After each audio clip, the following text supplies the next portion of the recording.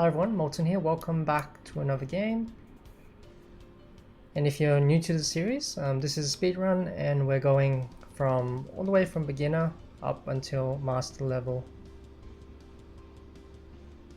This time we're doing 1e4, and as always with the move 1 to c5, usually we go for like a Smith Mara or an Alapin. This time let's opt for the move knight to f3 instead. And depending on which line black choose here, we might go for bishop to b5. He's going for a6, so this is actually a good Sicilian line, which I recommended in one of my videos as a good starter Sicilian if you want to start playing on the black side, because actually d4 here, the typical response for white is actually a mistake. So the correct move, I believe, is to go c4 or to go for the move pawn to c3. Depending on what you prefer. Let's go c4 here instead of c3, just to get into type of Maroczy bind type of position, which we haven't really played before.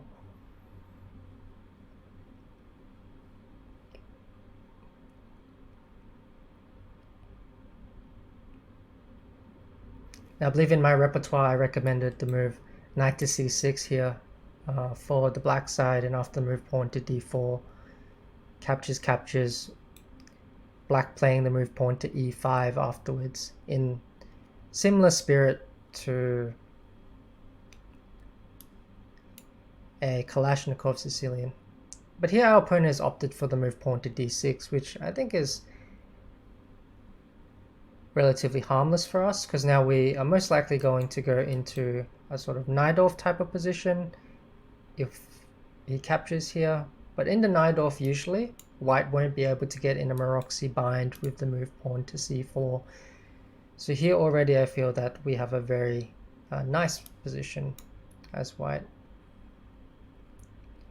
And in general, if your opponent is allowing you to go for a type of Maroczy bind structure, which is what we call this pawn structure with the move e4 and the move c4 included, they restrict black's pawns in the center, and he doesn't actually have too many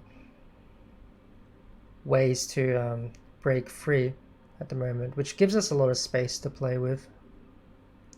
So he's gone for the move pawn to e6. Okay, let's continue our development with either bishop to e3, bishop to e2.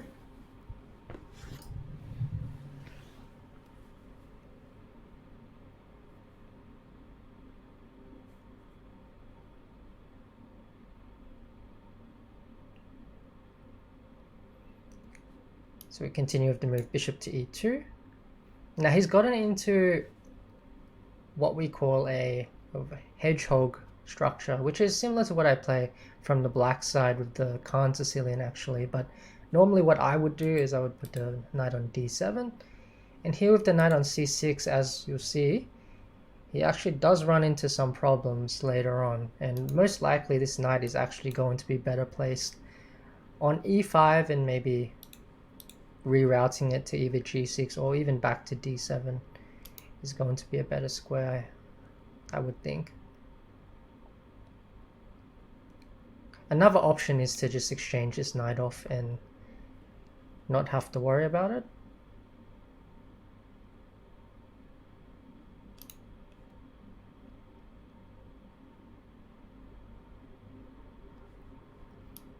Okay, so we castle here.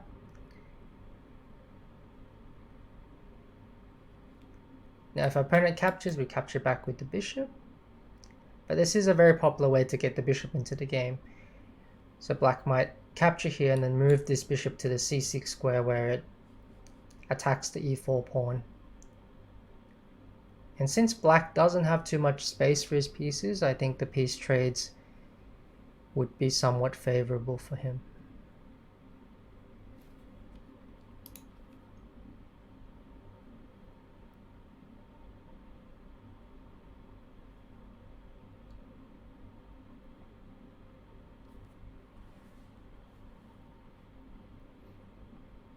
He could also continue, let's say bishop e7 and then castles. If he goes queen c7 though, which is a very typical move in the Sicilian, in many Sicilians, then we see the problem is that I will play this move rook to c1 at some point, and they might run into some issues with the queen. So he's played the move pawn to h6. I'm just going to continue with the move rook to c1. I think this is a very useful move in a lot of Maroczy bind positions. As I mentioned, the queen often comes to the c7 square. It could also come out to a5, but let's just wait and see what black is intending. So black has gone for the move pawn to g5. Okay, this is very, I was going to say risky, but there are certain positions where g5 is quite common in Sicilians. Often black will move this knight to the e5 square, and this way he's preventing us from playing the move pawn to f4 to chase that knight away. So this could be one of his ideas, to try and reroute this knight to the e5 square.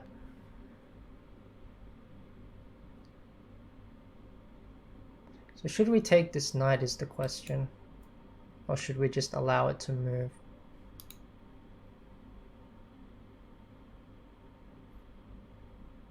We have a couple of options. So we can just play normal developing moves and improve our position, such as this, but then how do we progress after that?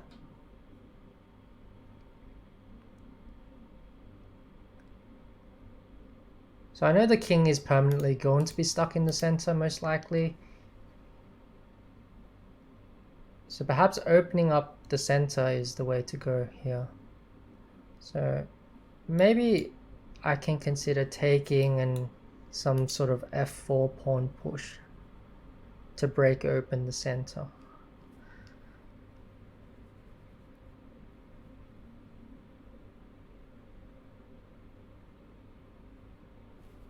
So let's say knight takes, bishop takes, f4. So my e4 pawn is under attack, but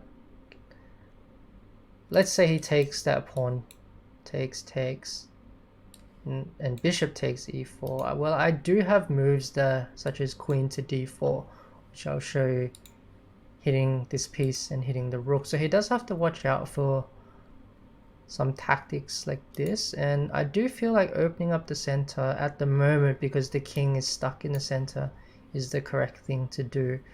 So I'm going to trade off these knights. I'm going to go for this f4 pawn push.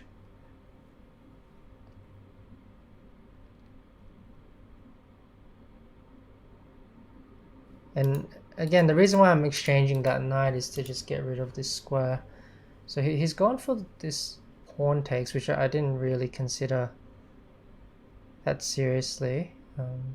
So f4 here would be the logical continuation. Also, I don't think we should allow e5. Now, if I wait too long, then I might allow him to play e5, which would completely shut down my counterplay on the king side. And if I don't have any counterplay there, then black's position is quite decent. There's also the move pawn to c5, which I should also consider.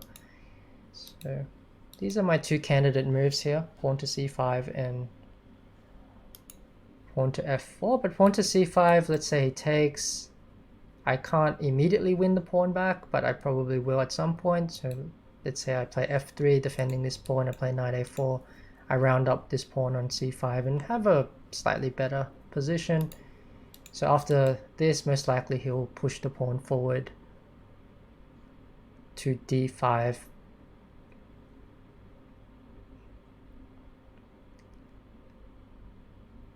Or he could defend with queen c7, but again, moves like queen c7, I get the feeling that I can always take, damage his pawn structure, maybe play h3 and then try to move my knight into this c5 square. And if I push d5, I also have to move pawn to e5 there, and the knight doesn't have too many squares to go to. It probably has to go back here or back here, and then I could follow through with f4 there. it does look quite good. So I have a few options here.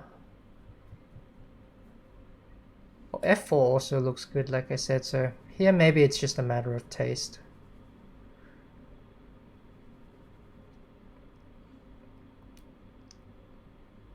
So F4 takes queen b6. I can go king h1, queen takes, I take on d6. That one looks fine.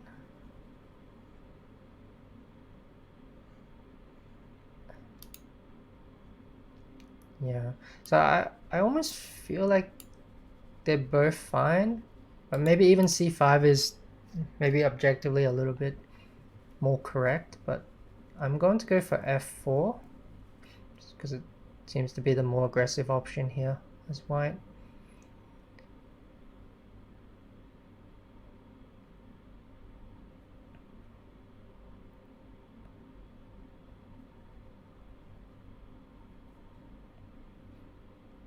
So either way here, I'm going to get some open lines for my pieces because there's no way he can sacrifice the pawn. With g4, I just capture that, and that's just a free pawn. So he has to allow the opening of the f file in some way or another.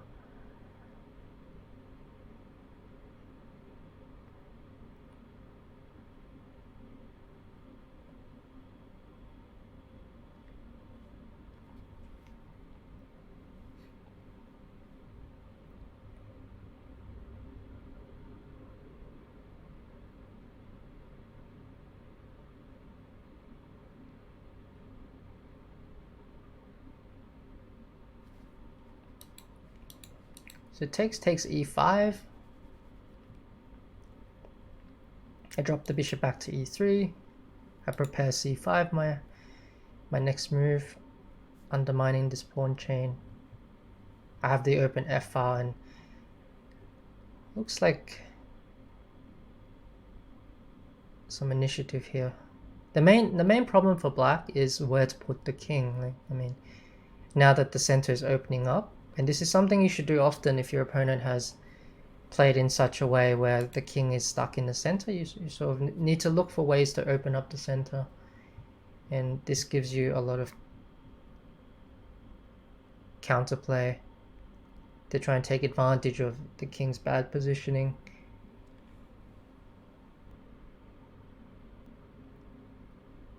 Okay, so we have the move queen to b8 after a long think by black. Now, I mean, my first question is, why can't I just take here? And then what's the idea? Because the queen is no longer protecting the knight. So if black captures, we capture the knight. I can only imagine that there's some idea involving this queen eyeing this h2 pawn. So maybe black is trying to play this move pawn to d5, but it shouldn't work, right? I have h3, I have g3, I have a lot of defensive moves there, so it shouldn't work, because after d5 I have g3. I even have bishop h5 in some positions. I don't believe it works.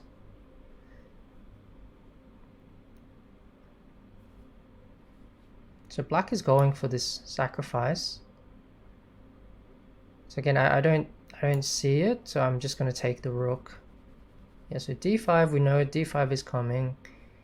Now how do we defend against this? So we have the move bishop to h5, which blocks the rook's attack on the pawn. We could play h3, but h3 looks a little bit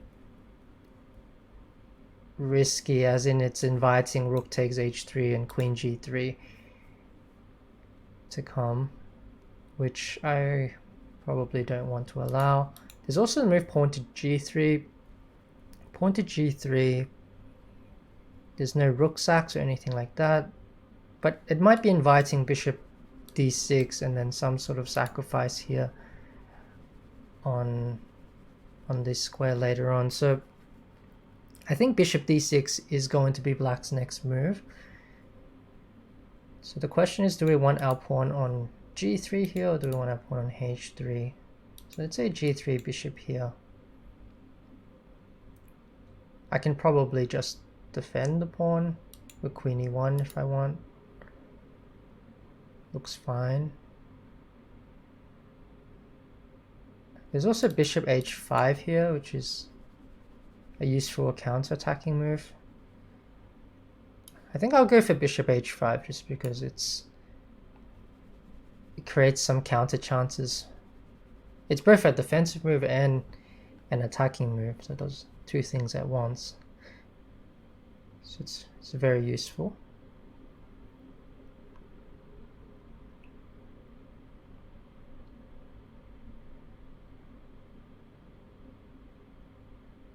Also now, if bishop to d6, I do have the option of playing h3 because there's no more sacrifices on h3, and also now that the bishop is in front of the queen, there's not going to be any, queen h2 checkmates.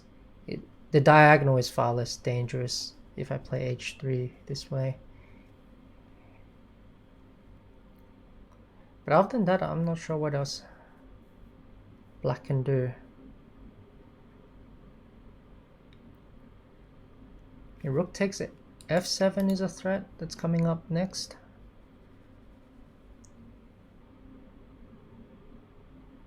Okay, so we have the move rook to h7. So black is just defending on f7. Now the first question is, can we just capture here on f7? I think we can. If we takes, rook takes, then we can attack the pin with queen to f3. And I don't think there's any way for black to defend that pin. So yeah, we are a piece up, but we can play this move.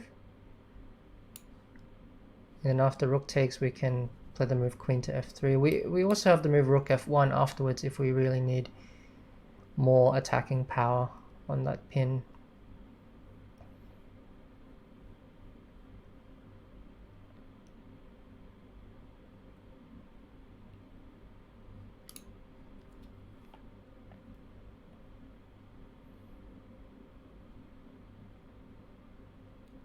I think this is the problem with keeping the king in the center, because if the center opens up a bit too much, then you have some problems because you're not sure where to put the king. If black had taken with the bishop in the start of the game instead of with the pawn, then there might have been an extra option of casting the king to the queen side, but in this case, yeah, the king never really found a safe spot. The rook takes, we have queen to f3.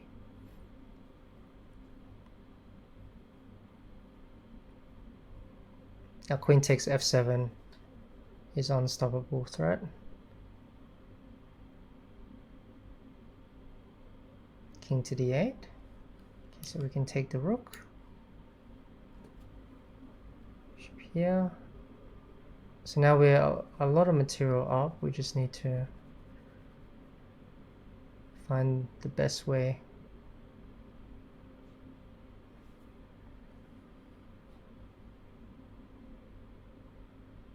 I mean, the easiest way is just to trade queens here, I would say. Okay, just keep things simple. So the best way is usually the easiest way here. So just trade queens. No need to complicate things too much. Even though bishop takes g5 is also clearly winning, of course. But we're already a couple of pieces up here. So we can just trade and just take here. Or we just take here.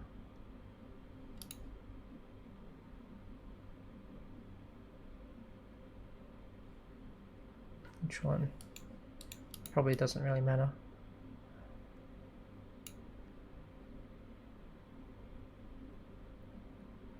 Yeah, the rook gets here, but I do get this protected pass pawn, which is quite strong.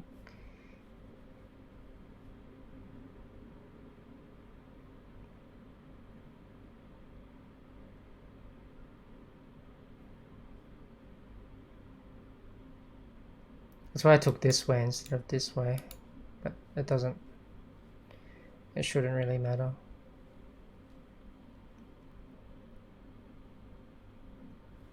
Okay, bishop f4. Okay, let's get our protected pass pawn first. Protected pass pawn, then we will trade bishops.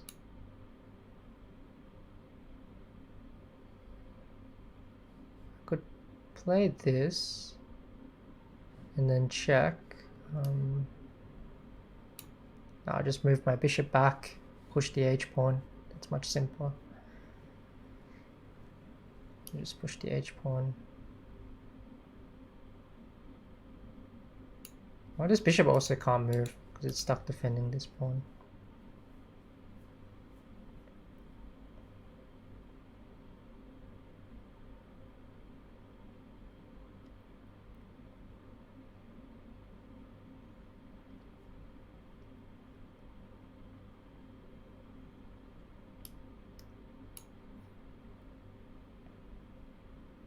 Okay, we just keep pushing.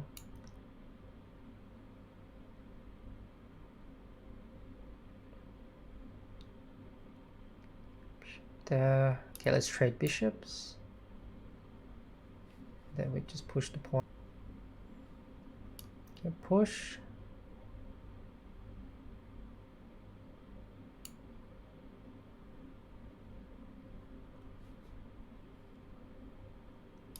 Let's give a check.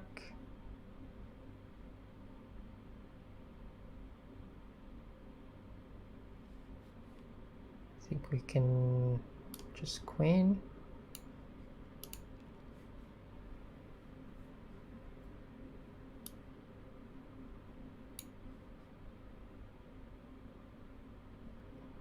So there's forced mate now. There's no way to stop it. Okay, so let's have a look at this game. So we start out with this, we call this the O'Kelly Sicilian. This is a really good Sicilian. I'll just show you that d4, which is the normal move for white in a lot of open Sicilians, doesn't work very well in this particular opening, because after this capture, black can play the move pawn to e5 immediately, and it's actually, even though the computer is saying it's close to equal, it's actually quite hard to play as white. And for example, black has the follow-up bishop to b4, and black gets very easy development and already has a very pleasant position. So that is why I opted for the move pawn to c4, which I think is a better move, or pawn to c3 is also pretty good as well. Opponent played this move, pawn to d4, and allowed us into a Maroczy bind structure really, but I don't like this structure for black with the move knight to c6 included, because I think the knight belongs on d7 in this type of Maroczy structure. Here, after the move rook c1, I'll just show you that in a lot of positions, let's say after bishop to e7, let's say like this, queen c7, having the knight on this particular square can be quite problematic, because in many positions knight d5 can be a real issue for black. Here I don't think it's winning per se at the moment, but even here it's playable, and it does give a very pleasant advantage to white. So for example, let's say takes, say castles, you will win your piece back because of this pin, and you actually get a slightly better position afterwards as well, usually. So you can play this knight d5 move quite often, depending on the position. After the move pawn to g5 though, yeah, because the king is stuck in the center, I'm looking for ways to really open up the center as much as I possibly can. So queen d2 is a move suggested, knight takes c6 is fine. B takes, I thought bishop takes was better as well. After bishop takes, I was considering the move pawn to f4. This was the main move. This is also fine. It also wants to play b4 as another option. But yeah, pawn to f4 takes, and I would have gone either bishop or rook takes in this position. And yeah, this looks like a very pleasant position for white, because at no point can black really capture this pawn on e4 because of queen d4 ideas. And there's a real problem with the black king in this setup at the moment. But pawn takes, I thought this was quite pleasant for white now after f4, and queen b8 is a mistake.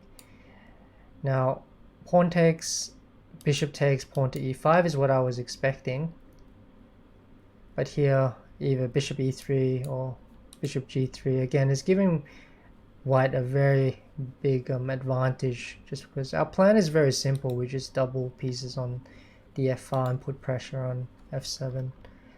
I do want to mention earlier though, instead of this f4 move, I also was considering c5. This was another option as well, and the idea is that after pawn takes, there are many positions like this where I could just play knight a4 and try to recover this pawn slowly, and then just end up with a slightly better position afterwards. Even here you can play this. Let's say knight takes e4 wouldn't be all that great for black, even though he wins the pawn, because even after we win, he wins the pawn, we win the pawn back on c5. Again, the king is just permanently stuck here, so we have plenty of compensation as white, and we will most likely win the pawn on c6 back as well. So I thought c5 was definitely another way, but yeah, both moves are fine. But we definitely shouldn't do nothing here. This is not a position where you can sort of sit around, because black might end up playing the move pawn to e5. Here luckily we still have the move pawn to c5, so it's okay. But if we didn't have either move, let's say you just play casually and allow black to block up both moves, then slowly it becomes a little bit harder and harder to get counterplay as white.